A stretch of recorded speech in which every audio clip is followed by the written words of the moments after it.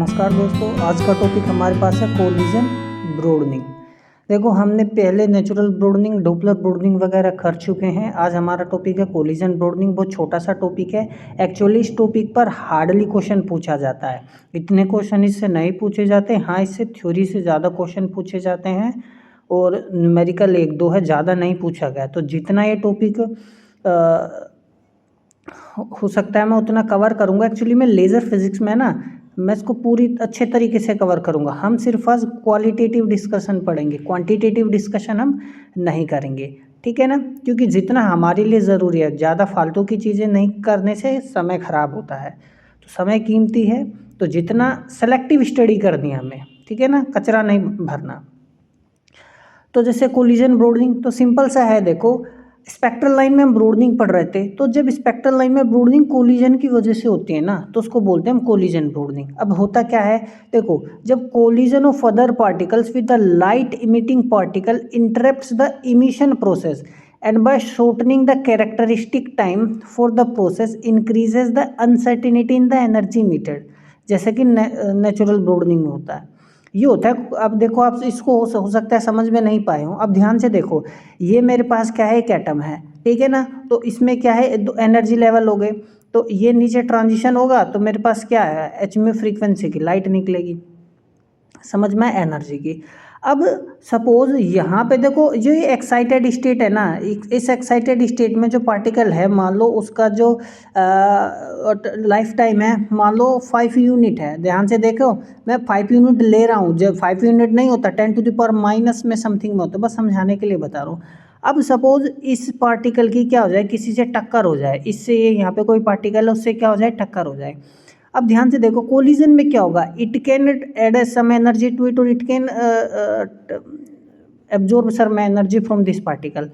अब क्या होगा, जब इन दोनों का कोलिजन होगा ना, इस कोलिजन में ना जो लाइफ टाइम है ना, ये इसकी, ये मान लो जब टक्कर नहीं हुई थी तो 5 यूनिट में डीके हो जाता है नीचे और ये एचम्यू एनर्जी निकल जाता है। लेकिन जैसे इसमें इसकी टक्कर होती है, ये बेचारा 5 मिनट में ना जाके ना, ये जो एनर्जी है, ये मान लो अब कितने 3 यूनिट में ही नीचे आ जाता है जब टक्कर होती है। तो लाइफ टाइम क्या हो गई, शॉर्ट। और हाइजेनबर्ग अनसर्टेनिटी प्रिंसिपल हमने पढ़ा था, हमने क्या पढ़ा था, ये तो होता है हमारे पास, ठीक है ना।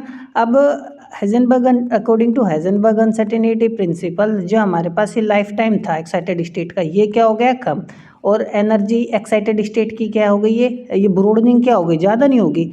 ये जो डेली है ना, जो ये एक्साइटेड स्टेट में जो ये है, ये जो एक ब्रोडनिंग है, ये क्या हो गई, ज़्यादा होगी। इसी से तो हमारे पास क्या होगा, स्पेक्ट्रल लाइन में क्या आएगी, ब्रोडनिंग आएगी। तो जो स्पेक्ट्रल लाइन मेरे पास अब ये लोअर एनर्जी स्टेट में है, ठीक है ना। तो यहाँ से मिडल से ये तो क्योंकि समझ में आया मैं क्या कह रहा हूँ, ठीक है ना। तो जो स्पेक्ट्रल लाइन एक शार्प होनी चाहिए थी, वो बिल्कुल शार्प नहीं आएगी, ठीक है ना। अब वो एनर्जी स्लाइटली डिफरेंट फ्रीक्वेंसीज की कुछ रेंज में हमें हमारे पास मिलेगी। तो इसी को हम बोलते हैं कोलिजन ब्रोडनिंग। तो स्पेक्ट्रल लाइन में जो ब्रोडनिंग होती है कोलिजन ब्रोडनिंग की वजह से, जैसे मैंने आपको बताया। तो जो द ड्यूरेशन ऑफ कोलिजन, अब जो कोलिजन का ड्यूरेशन है वो बहुत छोटा होना चाहिए then the life time of the emission process. ये तो देखो बहुत स्वाभाविक सी बात है। अब यहाँ पे देखो क्या है, ये 5 यूनिट में नीचे डीके हो जाता है ना। तो टक्कर टाइम क्या हो गई, लाइफ टाइम एक्साइटेड स्टेट का हो गया, तो 5 यूनिट टाइम से कम समय में टक्कर हो गई, तभी तो डिसरप्ट होगा ये।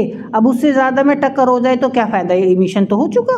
समझ में आया मैंने क्या कहा, ठीक है ना। तो वही कह रहा है, जो ड्यूरेशन है ना कोलिजन की, वो बहुत छोटी होती है then the life time of the emission process.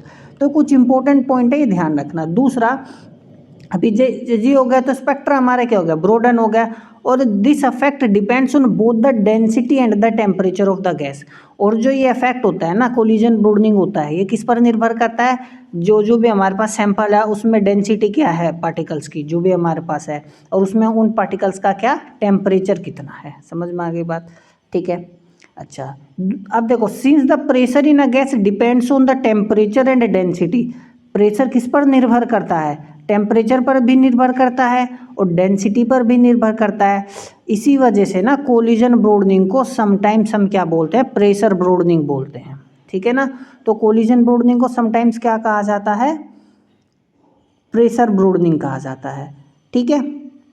अभी आप समझोगे, अभी मैं आपको बताता हूँ, ध्यान से देखना कि अभी देखो मेरे पास क्या है, ये मेरे पास कोई सैंपल होगा। अब इसमें बहुत ज़्यादा पार्टिकल्स होंगे, ठीक है ना, डेंसिटी क्या होगी, बहुत ज़्यादा होगी, तो कोलिजन होने की प्रोबेबिलिटी भी तो ज़्यादा होगी। अब इक्का दुक्का पार्टिकल, एक यहाँ है, एक यहाँ, एक यहाँ, डेंसिटी का मैं इसका मतलब पार्टिकल की, तो कहाँ से खास कोलिजन होगा, बहुत ज़्यादा पार्टिकल्स होंगे, यानी डेंसिटी ज़्यादा है, डेंसिटी ज़्यादा तभी तो एक दूसरे में टक्कर लगेगी।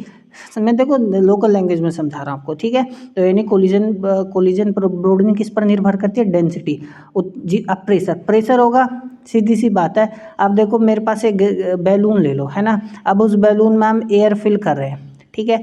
अब एयर फिल करने का मतलब प्रेशर ही, तो अंदर जितना एयर फिल करेंगे उतना ही ज़्यादा प्रेशर डेवलप होगा, जितना ज़्यादा प्रेशर डेवलप होगा जो एयर पार्टिकल्स होंगे अंदर वो आउटवर्ड मूव करेंगे, मोशन करेंगे एक दूसरे से, कोलिजन करेंगे, तो प्रेशर होना चाहिए हमारे पास फॉर कोलिजन बोर्डनिंग। तो कोलिजन बोर्डनिंग को इसलिए वजह से ना प्रेशर बोर्डनिंग भी कहते हैं। देखो हमारे पास जब हम अमाउंट ऑफ ब्रोडनिंग यदि मेजर कर लेंगे तो हम डिटरमाइन कर सकते हैं प्रॉपर्टीज सैंपल्स की, उसका टेम्परेचर क्या है, डेंसिटी क्या है, ये सारी चीज़ें पता की जा सकती है। अब यहाँ पे देखो, the wave coming out of an atom undergoing random collisions at which there are an abrupt phase change. अब देखो ड्यूरिंग कोलिजन क्या होता है, इमिशन जब होता है ना, तो इमिशन से क्या होता है, इमिशन कब हमारा डिसरप्ट होता है, जब कोलिजन होता है। तो अभी अब आप यहाँ देख सकते हो, ये जो अब्रप्ट फेस चेंज हुआ है ना, यहाँ पे क्या है, कोलिजन हुआ है, ठीक है ना, क्या हुआ है यहाँ पे, ये कोलिजन हुआ है, ठीक है ना, ये है।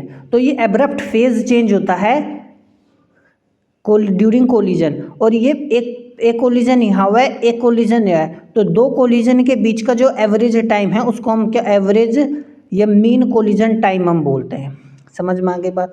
अब देखो सबसे इम्पोर्टेंट बात जो है, जो आपको ध्यान रखना है, जो कोलिजन ब्रोडनिंग होती है ना, सबसे ज़्यादा सिग्निफिकेंट कब होती है, जब प्रेशर क्या होना चाहिए, ज़्यादा। समझ में आया। और टेम्परेचर क्या होना चाहिए, कम।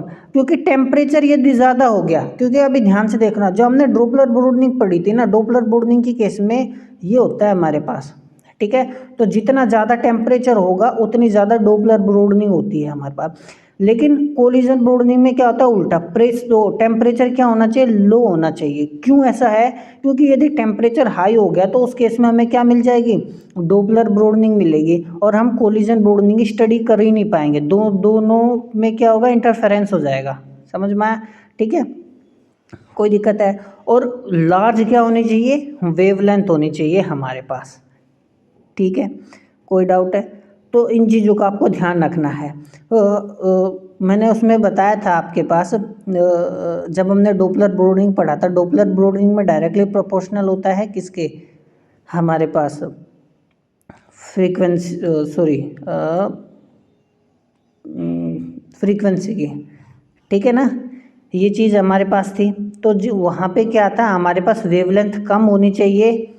डोपलर ब्रोडनिंग की मैं बात कर रहा हूँ, डोपलर ब्रोडनिंग में देखो प्रेशर क्या होना चाहिए, कम, टेम्परेचर क्या होना चाहिए, ज़्यादा, और जो वेवलेंथ है ये क्या होनी चाहिए, कम।